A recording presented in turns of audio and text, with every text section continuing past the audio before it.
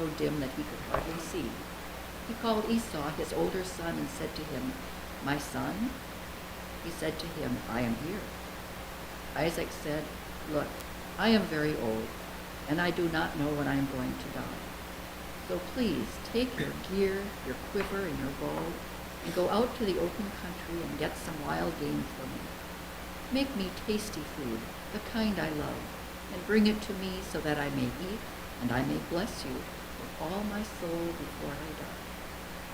Now Rebekah was listening as Isaac spoke to his son Esau. When Esau left for the open country to hunt game and bring it back, Rebekah said to her son Jacob, "Look, I overheard your father say to your brother Esau, 'Bring me some game and prepare me some tasty food to eat, so that I may give you my blessing in the presence of the Lord before I die.' Now, my son, listen carefully and do what I tell you. Go out to the flock and bring me 2 choice young goats, so I can prepare some tasty food for your father, just as the way he likes it. And take it to your father to eat, so that he may give you his blessing before he dies."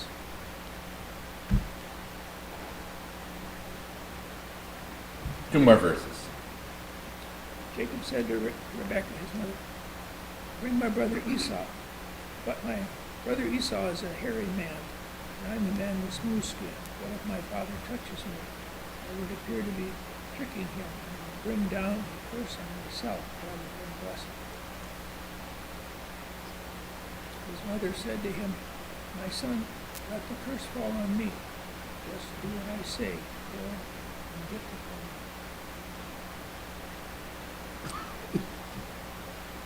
And then through 25. 14 through 25. He went and got them and brought them to his mother. His mother made hasty food to come his father-in-law. Rebekah took the good clothing of Esau, her older son, which was with her in the house, and put it on Jacob to be known. She put the skins of the young goats on his hands and forearms, on his smooth carpet. She put the tasty food and the bread she had prepared on his hands and his son. He came to his father and said, "My father." He said, "I am here." "Who are you?" he asked. Jacob said to his father, "I am Esau your firstborn. I have done what you have asked me to do. Please get up, stand so here, and eat some of my wild game, so that you may bless me with elder soul." Isaac said to his son, "How is it that you have gone so quickly?" He said, "Because the Lord that your God gave me this land." Isaac said to Jacob, "Please come near, so that I may hear you ask, whether you are really my son Esau or not." Jacob went close to Isaac his father, and felt him and said, "The voice is yours, Jacob, but the hands on his hands is Esau." He did not recognize him because his hands were thin, like his brother Esau. That is why he blessed him. But he asked again, "Are you really my son Esau?" He said, "I am." He said, "Bring it to me, I will eat some of my son's wild game, that I may bless you." Read 1 through 8, 1 through 9. 26 through 29. Then his father Isaac said to him, "Come here, my son, and kiss me." So he went to him and kissed him. And Isaac caught the smell of his clothes.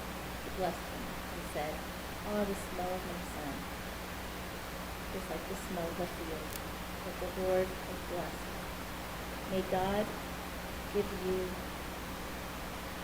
of heaven's dew and of earth's richness an abundance of grain on your land. May the nations serve you, and the people bow down to you. Be Lord over your brothers, and may the sons of your mother bow down to you. May those who curse you be cursed, and those who bless you be blessed." And 30 through 34. 35.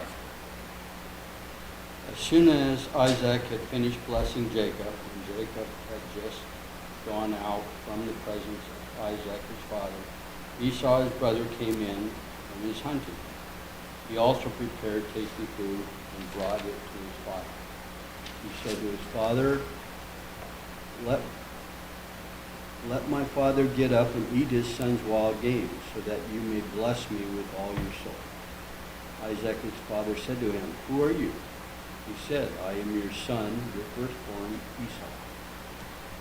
Isaac trembled and violently and said, Then who was it that hunted wild game and brought it to me? I ate all of it before you came, and I have blessed him, and yes, he will be blessed. When Esau heard the words of his father, he let out a very loud and bitter cry, and said to his father, Bless me too, my father. He said, Your brother came deceitfully and was taken, and has taken away your blessing. Esau said, Isn't he rightly named Jacob? For he has tripped me up. He has tripped me up these 2 times. He took away my birthright, and look, now he has taken away my blessing. He also asked, Haven't you reserved the blessing for me? Okay, and then can I have someone read 37 through 40? Isaac answered Esau, I have made him lord over you, and have made all his relatives his servants, and I have sustained him with grain and new wine. So what can I possibly do for you, my son? Esau said to his father, You have only one blessing, my father. Bless me too, my father. Then Esau wept aloud. His father Isaac answered him, Your dwelling will be away from the earth's richness, away from the dew of heaven above. You will live by the sword, and you will serve your brother. But when you grow restless, you will throw his yoke from off your neck. And then 41 through the end. And Esau hated Jacob because of the blessing wherewith his father blessed him. And Esau said in his heart, The days of mourning for my father are at hand. Then will I slay my brother Jacob. And the words of Esau and his elder son were told to Rebekah. She sent and called Jacob, her younger son, and said unto him, Behold, thy brother Esau has, as touching thee, doth comfort himself, and purposing to kill thee. Now therefore, my son, obey my voice, and arise. Flee thou to Laban, my brother, in Haran, and tarry with him a few days, until thy brother's fury turns away, until thy brother's anger turns away from thee, and he forgets that which thou hast done to him. Then I will send and fetch thee from thence. I should be bereaved of you both in one day. And Rebekah said unto Isaac, I am weary of my life because of the daughters of Heth. If Jacob had made a wife of the daughters of Heth, such as these, of the daughters of the land, what good shall my life be to me? Life do to me?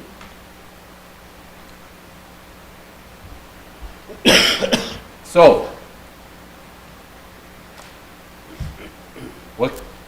what jumps out at you, or what questions immediately arise as you read these events?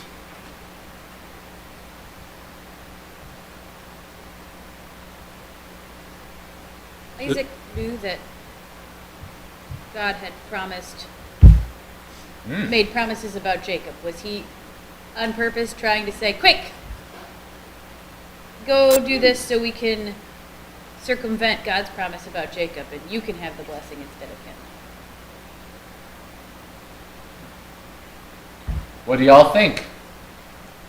So if you look at chapter 25, verse 23, 2 nations are in your womb, 2 peoples will be separated from your body. The one people will be stronger than the other, and the elder will serve the younger. Is Isaac trying to thwart the Lord?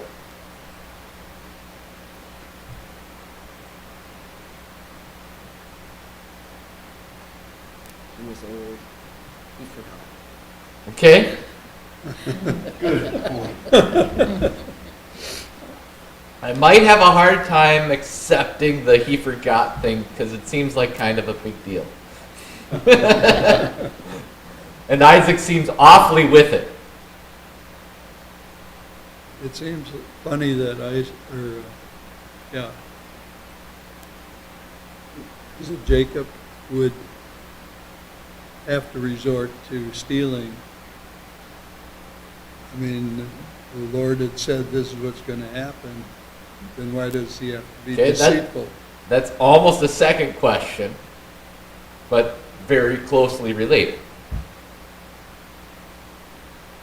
Because of the mess, he was thinking about 49 and he was thinking about who his wife was over to. Okay?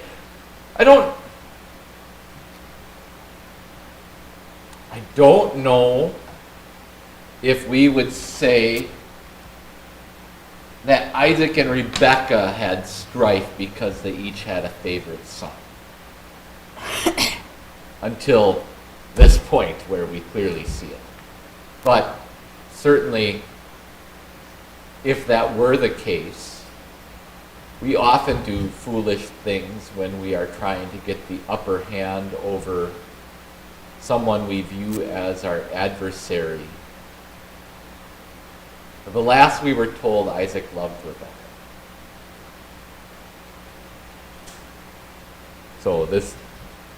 And when she comes to him and complains about the daughters of Heth, the Hittites, and how they are a bad influence on Esau because they batted their eyes, and Esau said, "God, what God?" Then Isaac doesn't say, "You're overreacting like you always do." He says, "Yeah, send Jacob here. We'll go send him to find a proper wife." So, now, doesn't seem like a healthy family dynamic, does it? Oh, Rebecca didn't get it. Now she's sending them out there because he's afraid Esau to kill him. Okay. Hi, Shauna. Yeah, hey, I'm not sure whether Rebecca saw that coming or not. I would say she was not prepared for how violent a reaction Esau would have. Should she have been prepared for it? Probably. I mean, this is a man who sold his birthright for a pot of stew. He's not known for rational thinking. So, back to the original question, what do we make of Jacob and his actions? Sorry, not Jacob. Isaac. All those patriarchs, in my brain, I just say whichever one comes to my lips all the time. Isaac. What do we make of Isaac blessing Esau?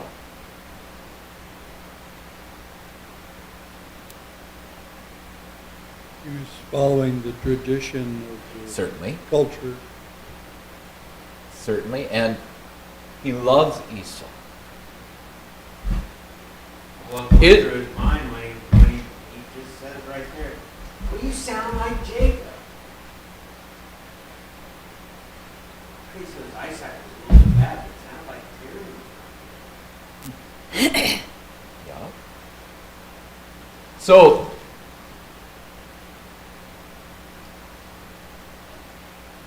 that's kind of its own, we'll get there, to the process of the deceit. How would you take Isaac's words and actions in the kindest possible way? Assuming that he knows that God said the older will serve the younger. Assuming that he knows that Esau despised his birthright and gave it to Jacob for a pot of stew. How can you take his words and actions in the kindest possible way?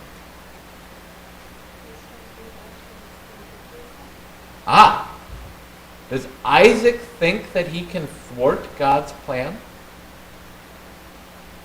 Is that the way we have to understand this?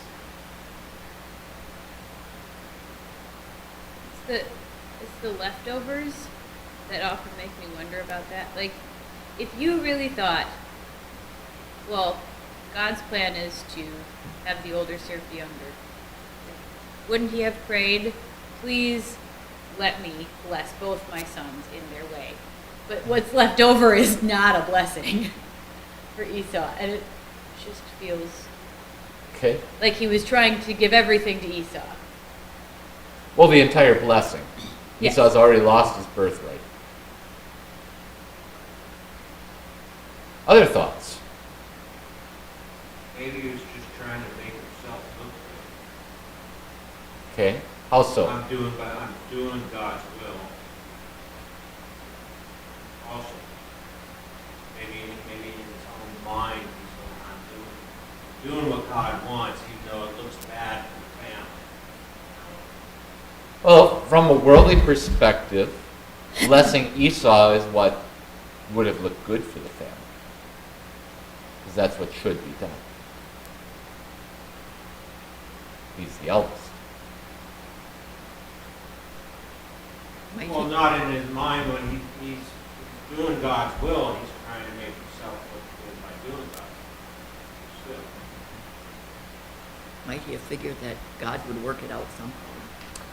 I think if we want to take his words and actions in the kindest possible way, that is how we have to understand it. Well, God said the older will serve the younger, and so God will take care of Jacob.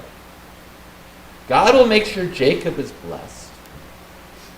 Should I not give Esau the best I can? And let God take care of Jacob. God's already blessed Jacob. My blessing's going to go to Esau.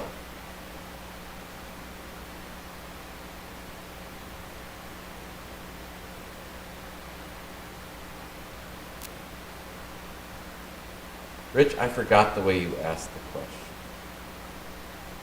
Well, stealing the birthright or stealing Okay? the blessing doesn't seem like a ethical thing. Okay, so then we have Jacob and Rebekah. And kind of mostly Rebekah. Does Rebekah remind you of anything? How so?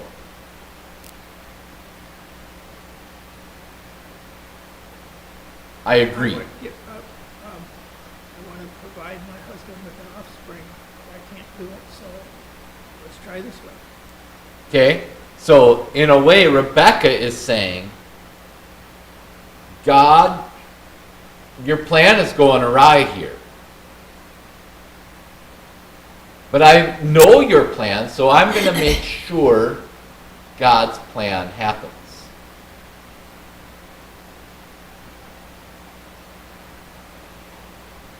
We can, in a way, understand Sarah's thinking.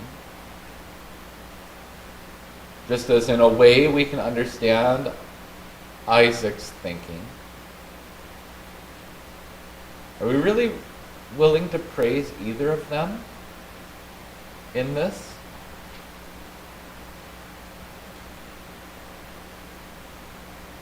Because I think what Katie mentioned with, it seems like Isaac did not leave much blessing left over.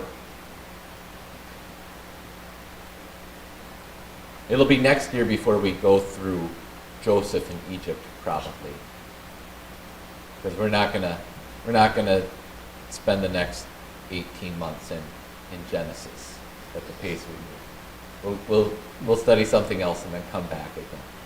But no, I'm not saying it'll just take us that long. But at the end of Jacob's life, he has blessing for 12 sons.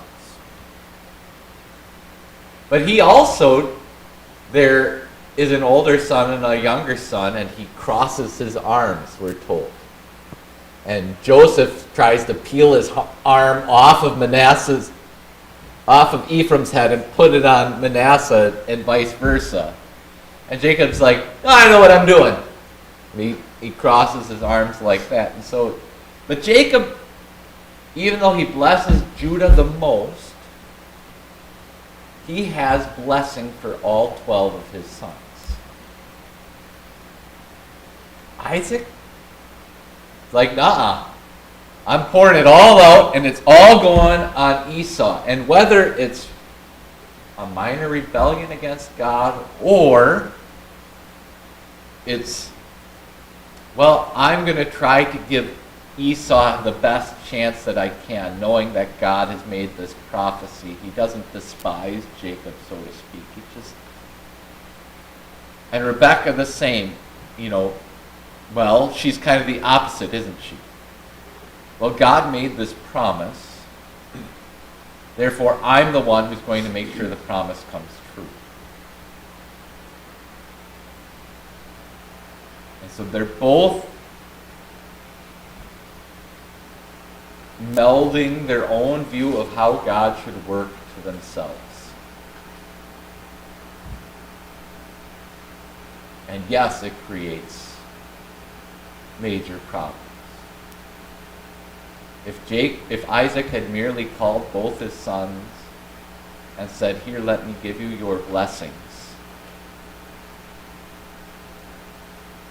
some of the strife could have been avoided. So, we're going to wait on that question. Any other questions? I was just thinking about the time interval. We're given glimpses of the time of their birth, and we're given, and then years later when this blessing happened. It's almost like there's a lot of things in the family dynamics that could have changed during this time, and maybe some of this, who gets the blessing, could have been not changed, but kind of ignored or forgotten. So, let's see, we told. But how old Jacob and Esau were. So Isaac was 40 when he and Rebekah got married.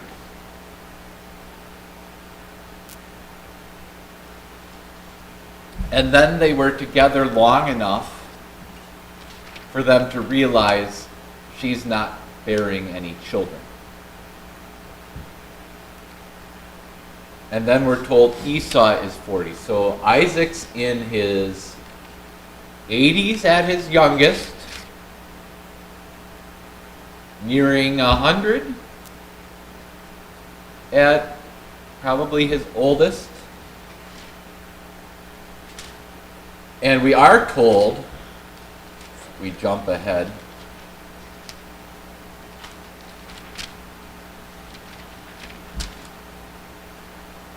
that Isaac lives to be 180 years. That's in chapter 35. And Jacob and Esau bury him. So, it's not unreasonable to think that Isaac's over 100. And if people are regularly living to be 120 to 150 years old, well, or 90 is already kind of is like today, where it's not like unheard of, but you go, wow, that's a good long life. Isaac's going, well, I can't see anymore. Means my workout routine isn't what it used to be. How long do I got? He's got to make the blessing.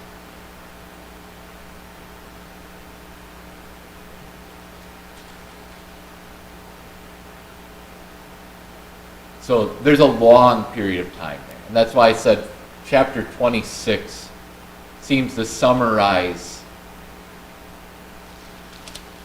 at least 40 years of Isaac's life, if not more.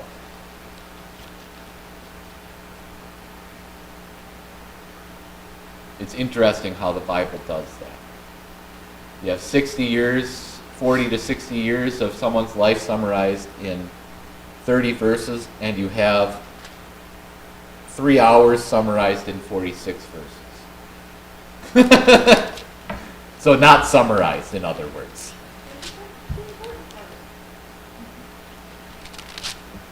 Other observations or questions?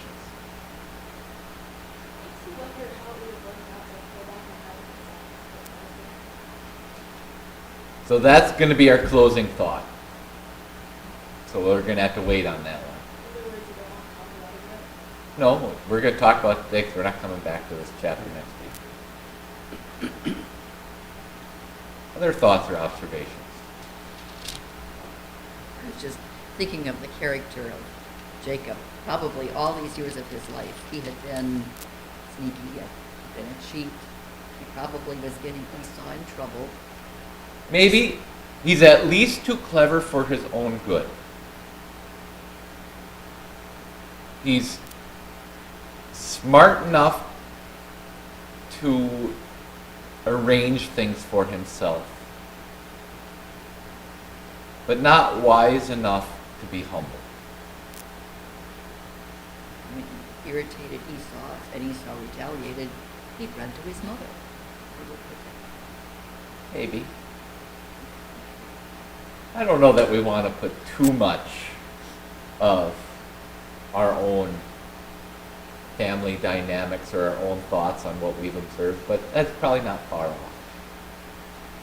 I wouldn't state it dogmatically as in how that's how their relationship always was. Although Esau does say, isn't he rightly named Jacob? Since he's tripped me up. So, yeah. Well, they're saying Esau is older, but it's only a matter of minutes, isn't Yeah. it? I mean, they're the same age, basically. But the one who's born first matters. It's kind of hard for us to think that way, but it just does. And, you know, in the history of kingdoms and empires, there have been a number of kings that wished their second-born had been their firstborn, because they recognize one of these young men is fit to sit on the throne and the other one's a bonehead. But I can't change the order of their birth. Sometimes the bonehead is also stronger, so he'd just kill the other one anyways and be king. And so it'd be better to just let history take its course.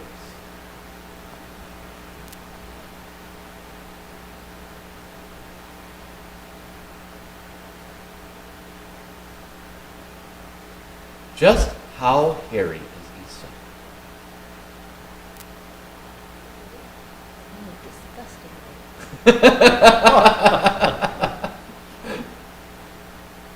And red hair.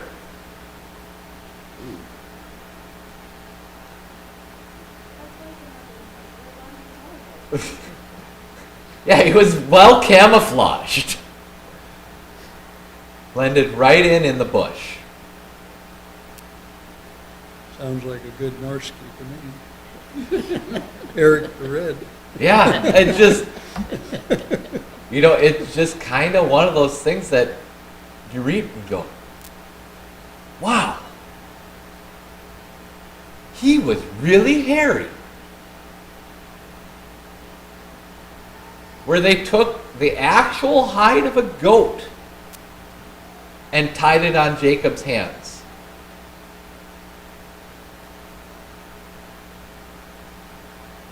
But what was it that convinced Isaac? The smell of his clothes. The smell of his clothes. The smell of the open field. not a hint of perfume.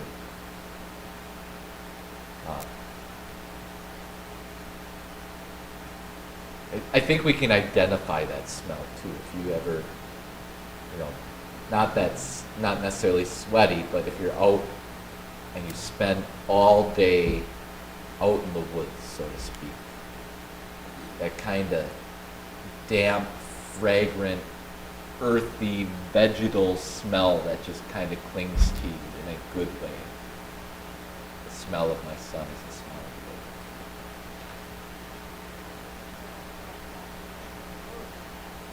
Yeah, the dogs spend all day outside. You can smell the grass on them, so to speak. And it's actually much more pleasant than what dogs normally smell.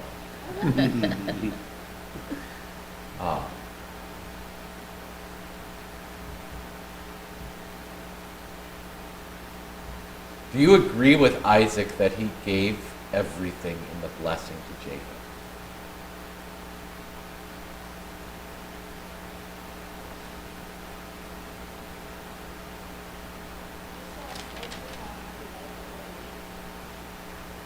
Perhaps.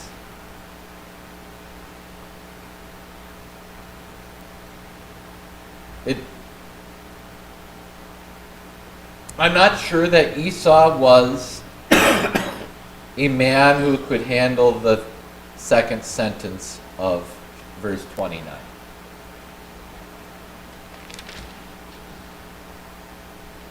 Be Lord over your brothers, let your mother's sons bow down to you. That would be hard to hear if you're a proud, strong hunter man like Esau. But favorable weather, the richness of the earth, grain, wine, greatness among the people, and ultimately God's greatest favor, that those who curse you be cursed and those who bless you be blessed. Kind of hard to see any gap in that blessing, isn't there? So Rebecca she had more sons after this? No.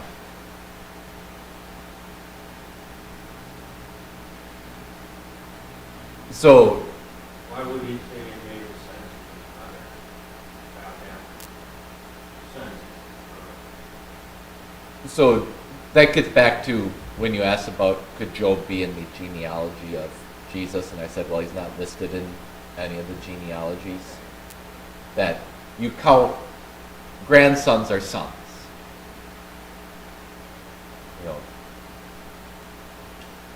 That and God says he will punish the children for the sins of the father to the third and fourth generation, while the grandchildren are still the children in that context. The Bible sees very little distinction between this generation and the next generation.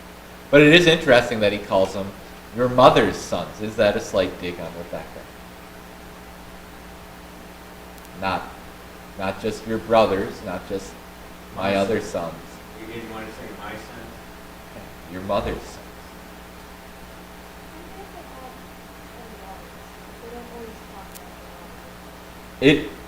In Jacob in Isaac and Rebekah, it seems that Jacob and Esau are their only children.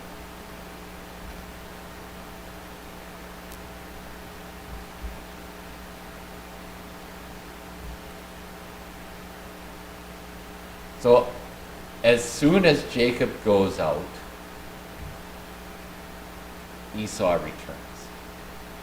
So, Barry, when you were picking on Esau 2 Sundays ago because he failed in his hunt and he was nearly starving, I think he's vindicated now because he had to go out and hunt, and he found game in just about the same time that it took Jacob to slaughter 2 goats and cook them and get dressed and play dress up.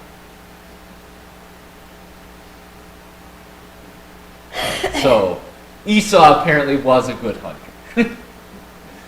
You owe him an apology.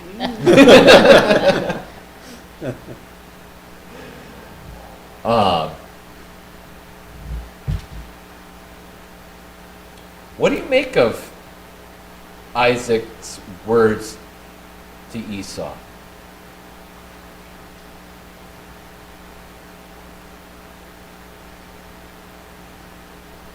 Blamed his brother.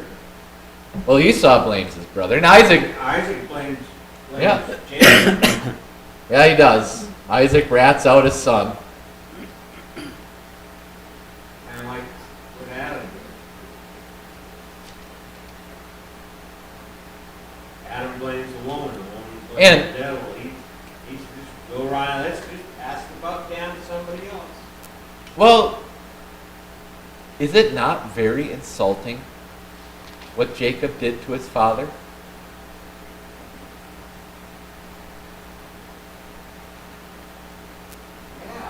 Yeah, it is. There's no way around that, is there? It says Isaac shook furiously.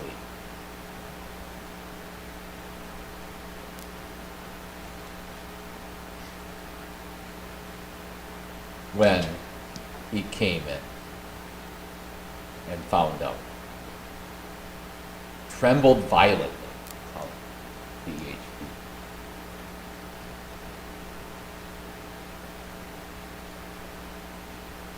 The only positive you can see in Isaac's blessing to Esau is this is not a life sentence or a death sentence to you, that you did not receive the full blessing. God can still find a way to bless you, and indeed he does. Edom is still a nation all the way up until Babylon comes. So then the final question, then Lydia asked it, did it have to happen this way?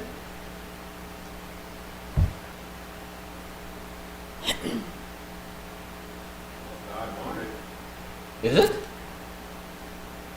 So God said to Isaac and Rebekah, well, you two should be as dysfunctional as possible. Turn your sons against each other. Make sure that one has to run away for fear of his life.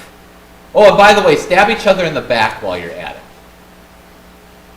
I think that is however it happened. I Okay? think even if this wasn't his will how it played out, he still would be able to work through those things. Okay? But didn't the Lord say to her, not Isaac? It says,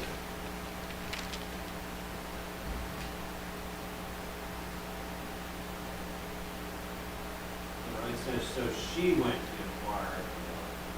The Lord said to her, I think it's fair to say that Isaac knew this prophecy too. In fact, I think it's fair to say that this was in the family history of the Israelites because Moses writes it.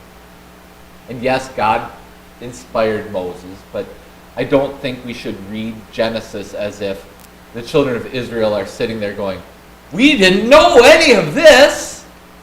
As if Moses was inventing their own family history, but this was their family history. This is what they told their children about how they got down to Egypt. I think the point is, God gets his will done in spite of us. Constantly and always. And for us, what a great comfort that is, knowing that we are going to mess up. And that our mess-ups, even our worst mess-ups, aren't going to stop God from blessing those he has chosen.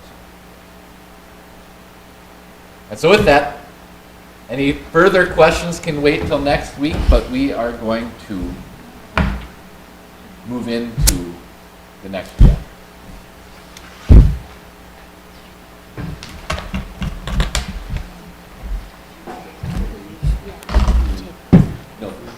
However, you should, there's not enough coffee beans of the regular kind for a full pot. So you can either make yourself an AeroPress tomorrow. It's like 50 grams. Or you can make white coffee. A little bit of what you just said. There's lots of